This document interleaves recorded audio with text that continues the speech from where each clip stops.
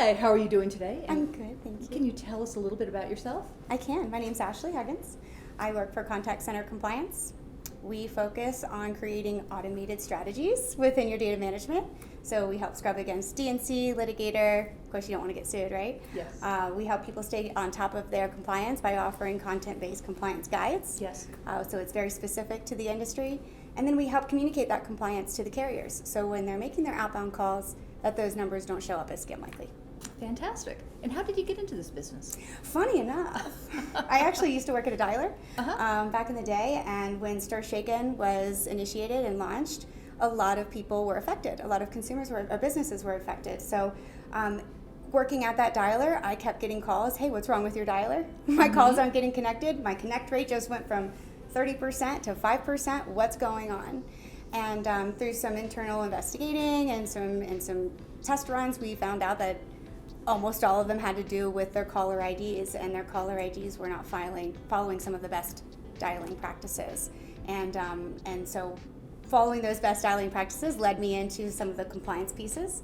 So going back into it, I noticed that a lot of these caller IDs were getting flagged because the idea was really to protect the consumer against those scammers. And the dialing strategies that people were initiating were very similar to some of the scammers' dialing activity. Right. And it led me to Contact Center Compliance because they had launched what they call a remediation solution, which was the only thing in the market at the time where you could actually go and communicate to the carriers that, hey, I'm a legitimate company. My people asked me to call them. I don't need to be tagged as spam. And it's been really, really amazing watching these businesses flourish just from calling with clean IDs and clearing up their data so it's all accurate. Fantastic. And how do you find yourself as a woman in this industry? How do I find myself? I find myself as an amazing woman in this industry. It's very male dominated. Anytime you deal with any sort of software or tech, it's a lot of guys in the space, you know, and I think it was up until about recently when they started creating opportunities for women to join this space. And as we continue to grow, what's amazing about LinkUnite is because they're connecting those women that when you go to a show and you're surrounded by 17 men in your organization, that you know other women who are there that you can actually talk to who won't quiet you down when you start talking about something that they don't want to hear. And being able to help strategize and create confidence within yourself to be able to stand up for what you believe in and to be able to sell your product and sell your services and to be successful. And what strategies are you using in your personal and professional life?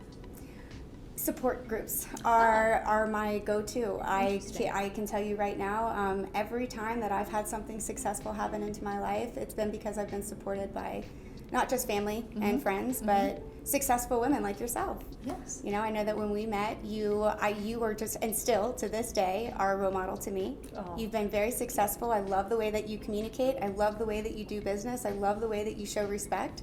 So having people like you to look up to be able to learn from myself, has really been able to launch me in my career and to be able to go from a job where I wasn't necessarily appreciated to a job that I feel very honored to be a part of.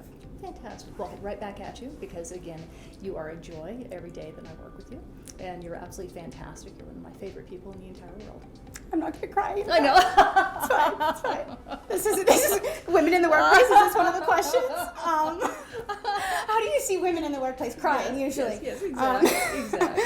Thank you. That was really sweet of you. No, absolutely. But I do believe that. So one of the things that's a little off script here, you know, which is that, you know, again, because it is a male-dominated industry, how do you really grapple with that? I know that there's some support groups, but what are the tools that you actually use in your toolbox for that? I smile and wave because I'll give you an example. There was a show that I went to recently, and I walked up, and I've been trying to get a hold of the CEO, and I finally got him in front of my face, and I was ready. I was ready to talk numbers. I had already done all my background research on this company, and within 30 seconds, he asked me to stop what I was talking about and start from the beginning because he thought I was a booth girl.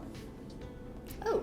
And right, and that was my response. Exactly what you're doing. I turned to him. I cocked my head a little bit, and I smiled, and I said, "Okay, I'll start again." Yeah. Right, and I just let it slide because getting into my own head about somebody else's perception isn't going to launch me in my career. Right. But if I can stand there with my head high, and I can stand there and speak what I know that they need to hear. if they choose not to hear it, that's on them. But I did my part, and I can sleep well knowing that I did that. And if I can't, that's where my support team comes in, and they make me feel better about it. So it's funny, aging in this industry is that you get a little bit more respect the older you are, the longer in the tooth that you are. But as a young woman coming up in the industry, I think that you do end up running into those situations where they don't take you seriously. And you just illustrated a great way of how to actually deal with that. And as long as I can sit there and talk what I know and not give them a reason to look down on me and say, wow, this person is inexperienced. Right. Because an experienced person would look at them and say, okay, well, can we get back to business now? Yeah, entirely. Because that's what a man would do. Yeah. Entirely. Or he'd argue and fight, and I would never do that. Yeah. And you are such a bright young woman. I think that what emanates from you is your subject matter expertise. And is that also a tool that you use as you absolutely deal going back with this? into my background, right? Yeah, and exactly. I was in a position that I was able to take a subject group and do real testing with it and test different strategies that I was hearing in the market and hearing on some of these public dashboards where people were talking about, well, stir shaken, this is what I think, this is what I've been doing, and I hear, oh, rotate your caller IDs. Please don't, right? Obviously we know that now. Or, stop dialing altogether. We've seen people that have just completely gotten out of the industry, which has really affected their business. Right. And they were not able to grow and succeed because they were scared to identify a problem in their current processes that could be easily fixed. Yes. And it just took a little bit of understanding where instead of putting the blame on the dialer and putting blame on the caller IDs in these carriers, but let's take an internal look at it and see, okay, well, where's our data really coming from, right? And what compliance strategies are we currently using? Because without those compliance strategies, you are going to get looped into the other companies who are not compliant, aka those scam likely people. So if you don't want to be tagged as scam likely, don't do scam likely activity. Exactly. So what I found really fascinating, this is my first time at LinkUnite, and I'm really looking forward to it because I think that in my professional experience, I have tried to do kind of the same thing organically by really reaching out to a lot of professional women in the industry and actually getting relationships with them and referrals and doing that. So I'm really looking forward to spending time with 130 odd women that are professional. Tell me what you tend to get out of the LinkUnite meetings. So this kind of even goes back into the last question too, right? Because how did I get into becoming a subject matter expert? And it wasn't just the testing, it was pooling from multiple resources because it's usually never a one-size-fits-all situation. There's usually multiple variables that go in. So having groups like this where you are surrounded by not just really successful and intelligent women, but maybe doing something that has the same end goal, but very differently, and being able to strategize together and say, hey, listen, you know what, you've tried this, that's interesting, I've seen someone else do something, or I've tried this, and I got different results.